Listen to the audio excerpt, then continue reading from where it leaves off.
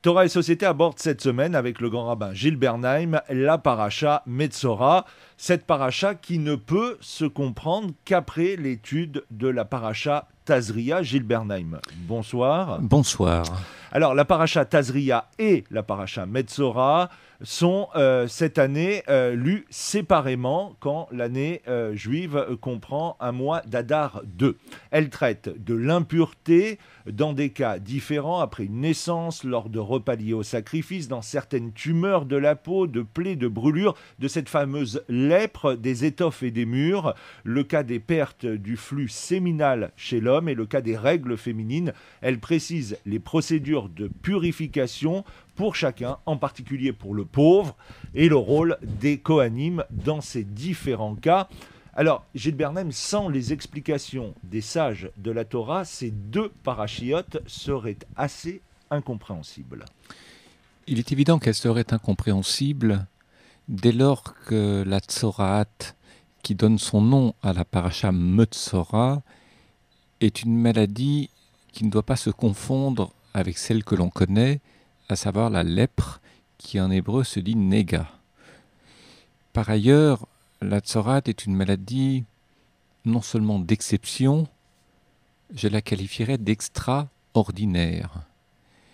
Elle ne répond pas simplement à des critères médicaux, elle répond à des critères qui sont soumis à la loi divine et pas à la loi des hommes qui ne font que vérifier si les paramètres médicaux existent ou non. Nous le savons, c'est un enseignement banal qui est repris par tous les commentaires. La Tzoraat est une maladie de la médisance, du colportage, de la mauvaise langue, des propos que l'on tient pour défaire l'autre, pour abaisser l'autre, pour prendre sa place, pour se légitimer, ou peut-être simplement parce que on ne se sent pas bien, et ça fait tellement du bien d'imaginer qu'il y a des gens qui vont moins bien que soi, de manière à se rehausser, à se remoraliser en quelque sorte, ou se redonner le moral sur le compte de l'autre, dont l'image se trouve être dégradée. Deuxième information qu'il est indispensable de rappeler, c'est qu'il ne suffit pas d'être médisant pour être atteint de la Tzoraat, serait-ce à l'époque biblique, serait-ce à l'époque du Temple, puisque les rites de purification n'ont plus cours depuis la destruction du Temple, et donc ces mises en situation de Tzoraat n'existent de toute manière plus. De fait, la Tzoraat est une maladie exceptionnelle, disais-je, parce qu'elle ne touche que des êtres d'exception. Si l'on regarde simplement le texte biblique, on observe que cela est arrivé de très très rares fois. Et lorsque cela arrive, cela touche toujours des prophètes. Moïse, Myriam, pour prendre le Pentateuque, le Chumash. Et c'est tout. Des êtres d'exception, c'est-à-dire des êtres dont la parole est exceptionnelle et qui, par le fait qu'ils médisent, voient leur parole se décrédibiliser. Plus on est haut, plus les moindres fautes se payent cash. C'est un petit peu ce qui se joue avec des prophètes dont la parole n'est pas préservée de la médisance, de la critique ou de raisons qui peuvent se comprendre et qui se voient affectés de la Tzoraat, de cette maladie de peau. Et vous l'avez rappelé, nous en parlerons. Il n'y a pas que la peau qui pouvait être atteinte de Tzoraat, mais aussi les vêtements, voire les murs de la maison ou les murs de la ville. Alors, les sages disent, et vous l'avez rappelé, que cette Tzoraat est liée à un usage pernicieux de la parole, ce que l'on appelle le Lachon Hara. Nous savons que c'est Myriam, la sœur de Moshe, qui fut la première victime de cette maladie quand elle mit maladroitement en cause le comportement de son frère. Et cela montre, dit les textes, qu'il ne s'agit pas d'une simple médisance qui entraînerait des conséquences désastreuses qui se généralisent sur tous les plans en vertu de la communication de tous les niveaux de l'existence. Il s'agit d'une plaie, effectivement, qui concerne l'usage de la parole chez des êtres, et vous l'avez rappelé, de niveau très élevé. Un fait nous le montre, c'est que ce phénomène de lèpre n'apparaît plus de nos jours et nous n'avons plus le niveau de qualité de ces grands personnages. Oui, nous ne sommes plus prophètes, il n'y a plus de paroles prophétiques. J'allais dire qu'il n'est pas nécessaire de sortir les grands moyens pour affecter la parole ou la présence de gens qui sont de toute façon très moyens. J'ajouterais une chose, vous avez cité Myriam. Il n'y a pas qu'elle, il y a aussi Moïse. Myriam, son cas est connu. Son frère Aaron n'est pas frappé de la tsorate, qui ressemble à la lèpre, mais qui n'est pas de la lèpre.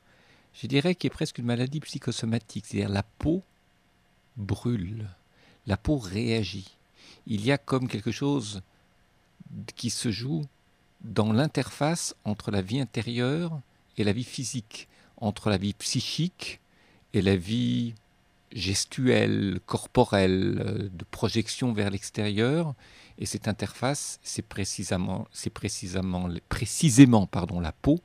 On sait que des gens qui sont mal, au fond d'eux-mêmes, mais qui n'ont pas d'autre terrain pour l'exprimer leur mal-être, voient leur peau souffrir, des sortes de maladies, peu importe. Myriam n'a dit une chose que très simple. Elle a dit que sa belle-sœur, la femme de Moïse, était malheureuse parce que son mari n'était jamais là. Et on comprend qu'un homme comme Moïse, avec les charges qui étaient les siennes, ne rentrait pas à 5 heures de l'après-midi pour s'occuper des enfants et avoir une activité de soirée avec son épouse. Le simple fait de rapporter à Moïse les plaintes de sa belle-sœur, les plaintes ou le constat de sa belle-sœur, fait d'elle une femme médisante, parce qu'elle est prophétesse, parce que sa parole donne de la vie, sa parole est généreuse.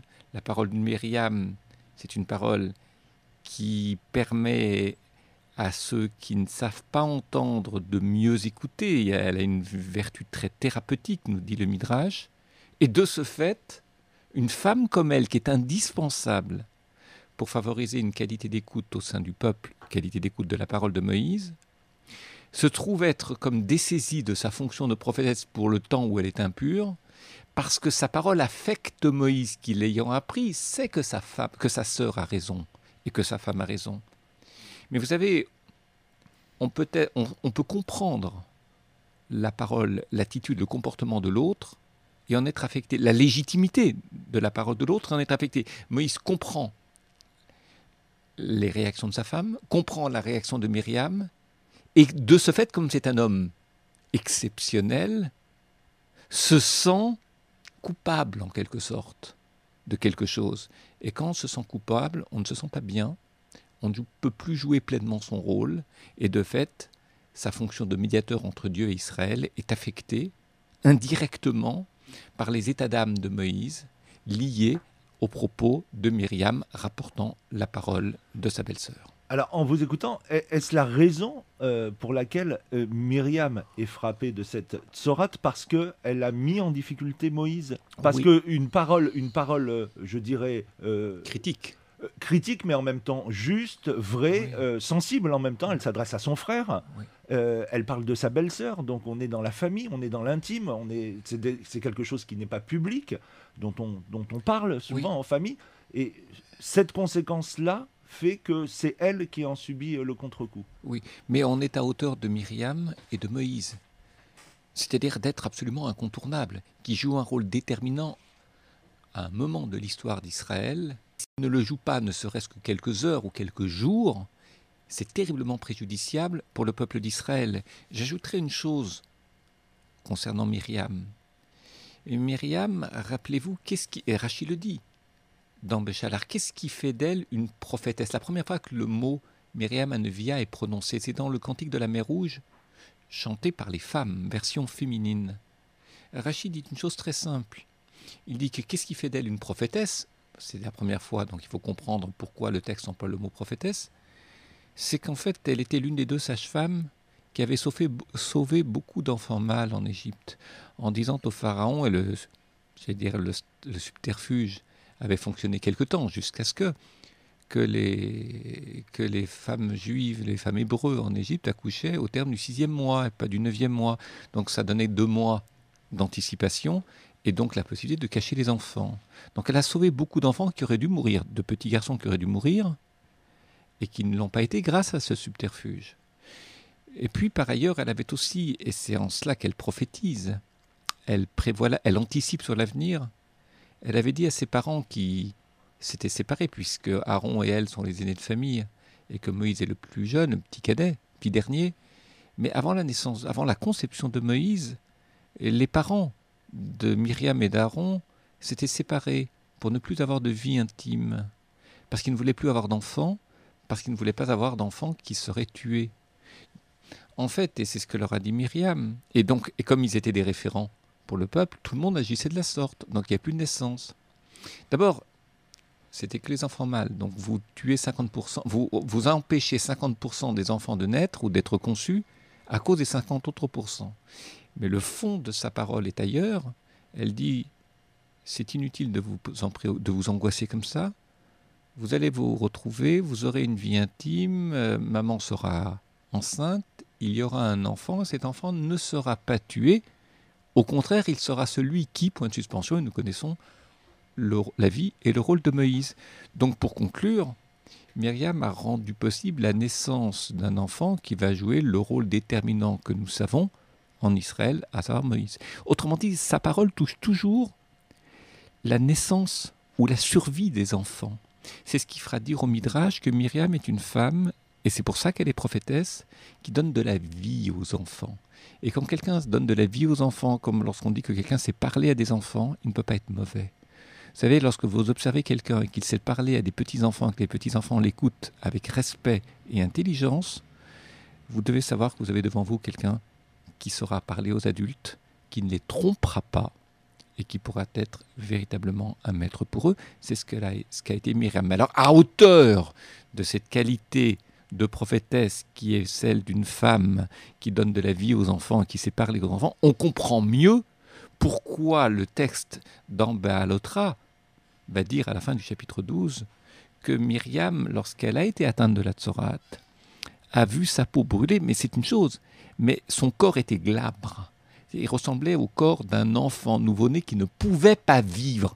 Parce que si le corps est totalement glabre, ça veut dire qu'il était mal nourri dans le corps maternel, on connaît le problème, et de ce fait, c'est un enfant qui ne peut pas vivre. Autrement dit, une femme qui doit donner de la vie aux enfants, lorsqu'elle parle mal et qu'elle prive Moïse, une femme comme prophétesse de cet ordre-là, et qu'elle prive Moïse de sa parole prophétique, ou qu'elle l'affecte, se trouve ressembler à une femme dont le corps rappelle celui d'un enfant qui ne peut pas vivre. Autrement dit, elle est punie à hauteur, comme s'il y avait une suppression dans le temps d'impureté de ce qui la caractérisait, pas simplement en tant que femme pure, mais en tant que femme efficiente, en tant que femme prophétesse. On comprend mieux la symbolique, on veut montrer qu'elle n'a pas joué son rôle de donner de la vie aux enfants, donc son corps ressemble à celui d'un enfant qui ne peut pas vivre, jusqu'à ce que...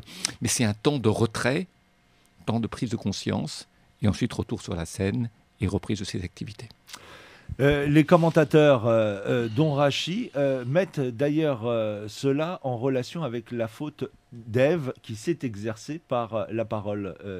Quel lien existe-t-il entre ces deux moments ? C'est un lien très souple. On ne peut pas identifier un texte à un autre, encore moins le superposer. Mais c'est vrai qu'il y a ici et là une forme de perversion de la parole. Ce qui ne veut évidemment pas dire que Myriam était perverse. Chas v'shalom est loin de nous cette pensée.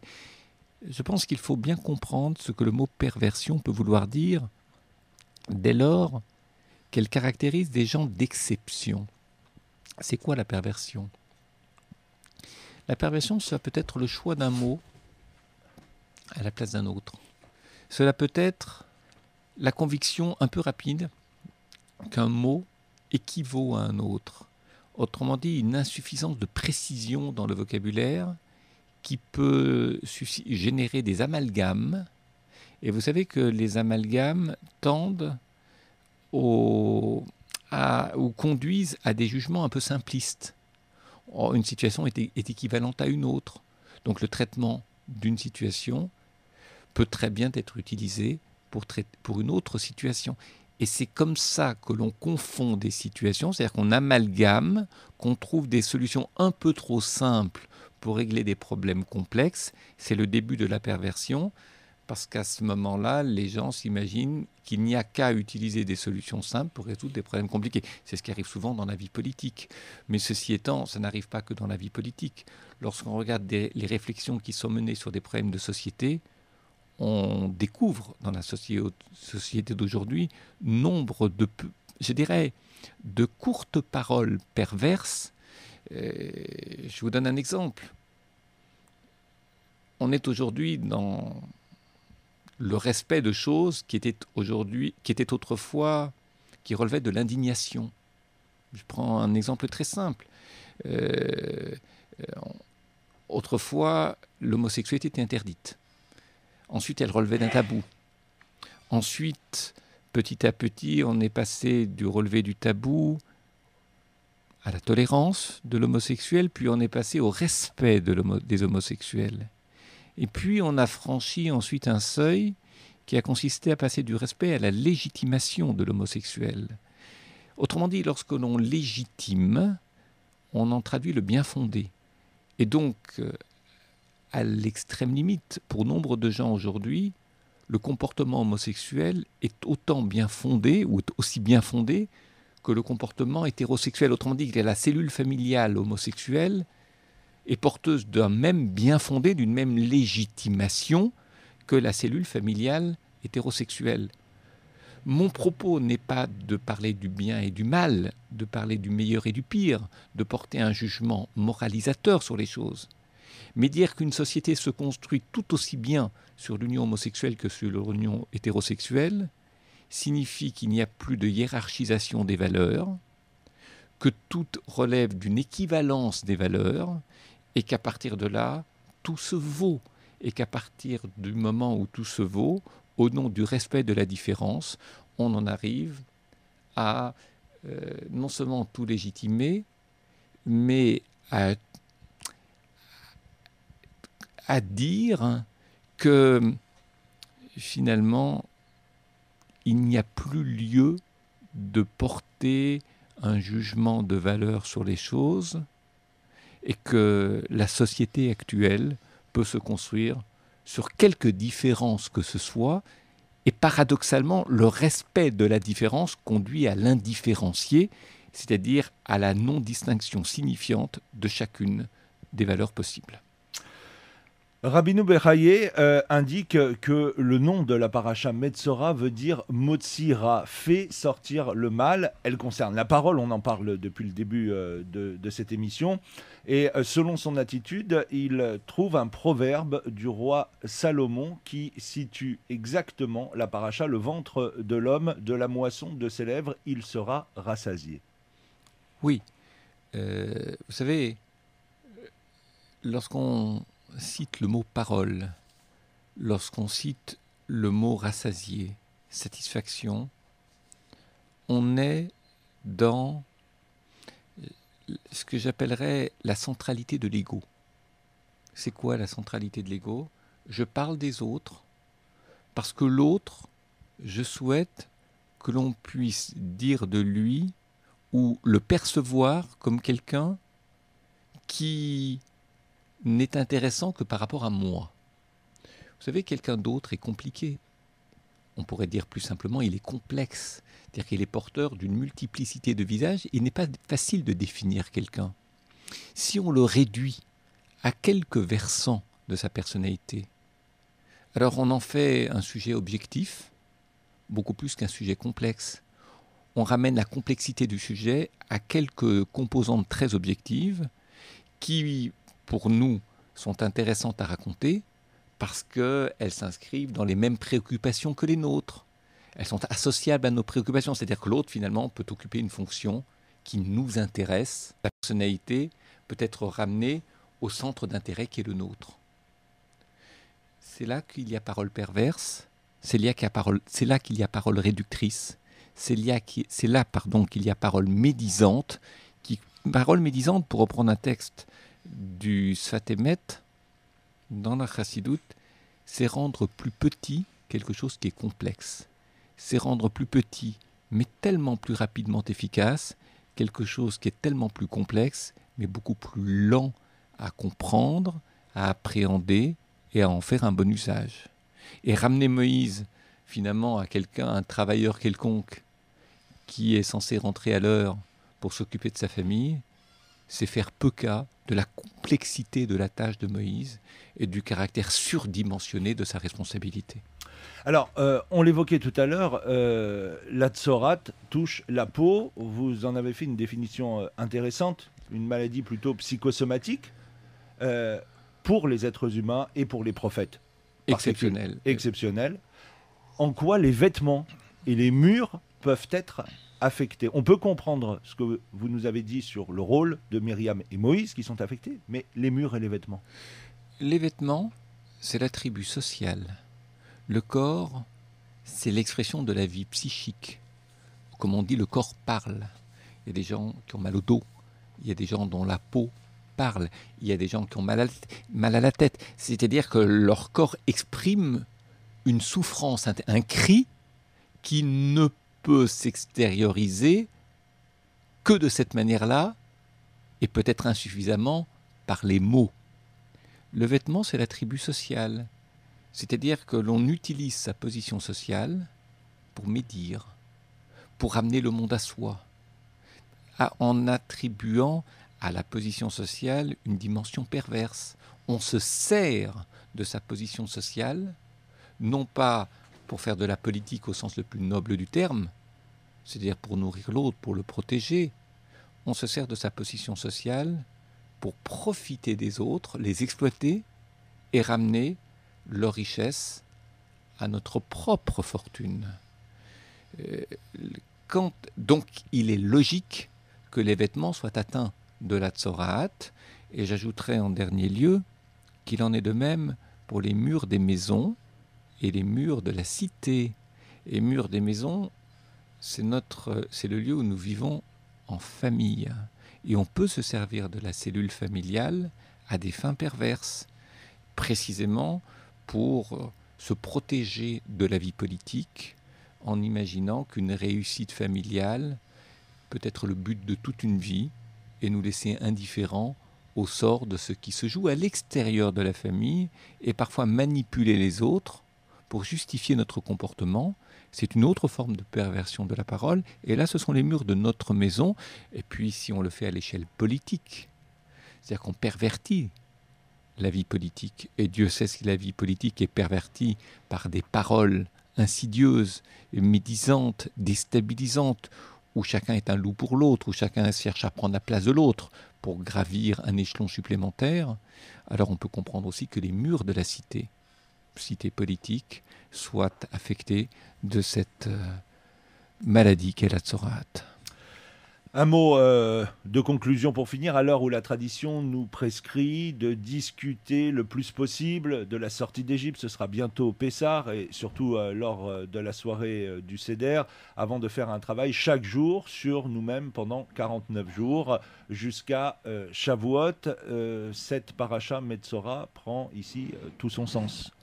Oui, si je devais faire un lien ou établir un lien entre la tsoraat, cette maladie de la médisance, de la perversion de la langue. On pourrait dire d'ailleurs que de la même façon que les corps sont impurs, la parole peut être impure. Et j'aime beaucoup cette image, j'aime beaucoup cette idée qui est suggérée par le Rokatsover, Rabbi Yosef Rosin, dans son commentaire du Tzafnat Panear.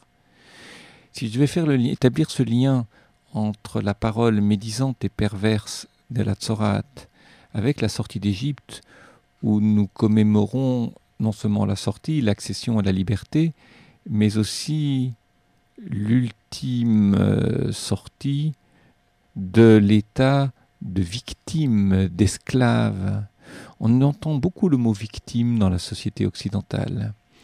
Il y a une sorte de concurrence des victimes qui s'établit, autrement dit, on reproche aux Juifs de se considérer comme les victimes privilégiées de l'histoire. Alors il y a des gens qui sont jaloux, et qui disent il n'y a pas de raison que les Juifs investissent complètement le statut de victime. Nous aussi, on a souffert, on a autant souffert qu'eux, et puis on ne peut pas comparer, etc. Et c'est différent. Bon. Je pense que les Juifs doivent être aussi prudents dans l'usage qu'ils utilisent du mot victime et peut-être prudents dans l'usage qu'ils utilisent du moment de l'histoire où ils ont été le plus victimes, à savoir la Shoah ou à savoir la sortie d'Égypte. Parce qu'à pas surestimer, mais surdimensionner leur statut de victime, d'abord ça crée des jaloux, mais c'est pas seulement ça. Aujourd'hui, la victime a toujours raison, parce qu'elle est silencieuse, parce qu'elle est souffrante. Je ne suis pas sûr que les victimes aient toujours raison. Je ne parle pas des Juifs et de la Shoah, je ne parle pas des Juifs et de la sortie d'Égypte. Mais j'observe la manière dont, par le jeu perverse des confusions de langage, d'amalgame de situations, de l'usage d'un même mot qui ne s'applique pas de la même façon en réalité à des situations différentes, combien aujourd'hui les victimes ont toujours raison. Et donc dès que quelqu'un se sent délégitimé, il dit qu'il est discriminé, et dès qu'il se sent discriminé, il dit qu'il est victime d'eux, et donc dès qu'il se dit victime d'eux, c'est qu'il a raison. Vous savez, ça nous ramène à ce que nous disions de la perversion tout à l'heure. Tout dépend de ce que l'on entend par discriminer. Quelqu'un qui ne se sent pas autant légitimé qu'un autre dira qu'il est discriminé. Autrement dit, si je dis aujourd'hui que le mariage homosexuel n'est pas porteur des mêmes valeurs que le mariage hétérosexuel, je discrimine les homosexuels, c'est donc bien qu'ils sont victimes de mon homophobie, donc c'est donc bien qu'ils ont raison, et c'est donc bien qu'ils souffrent, et c'est donc bien que, etc. Dans le c'est donc bien, je ne vais pas prolonger ma phrase à l'infini, on retrouve une perversion du langage, c'est-à-dire une déstabilisation de la pensée et du raisonnement. Un des mots que l'on entend le plus aujourd'hui, c'est stigmatiser. Les stigmates ont bon dos. Autrement dit, dès qu'un groupe n'est pas légitimé dans sa position, dans sa fonction, dans son statut, il se dit discriminé, donc victime. C'est la raison pour laquelle... c'est la raison pour laquelle nous, Juifs, soyons prudents dans l'usage que nous faisons des mots. Victimes, souffrance, etc. Nous n'avons pas raison parce que nous avons été victimes, nous n'avons pas raison parce que nous souffrons, nous avons ontologiquement raison dès lors que nous assumons les responsabilités dont la Torah nous incombe et dont le bon sens humain nous confirme et nous conforte. C'est la fin de cette émission et on se donne rendez-vous la semaine prochaine pour un nouveau numéro de Torah et Société.